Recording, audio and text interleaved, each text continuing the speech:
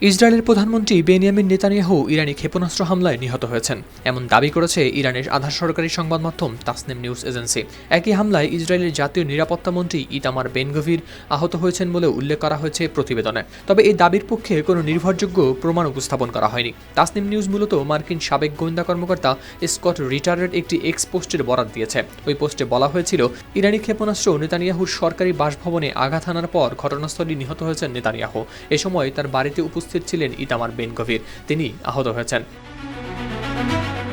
তবে যে x account থেকে এই পোস্ট করা হয়েছে সেটি আদৌ স্কট রিটারের আসল অ্যাকাউন্ট কিনা তা নিশ্চিত নয়।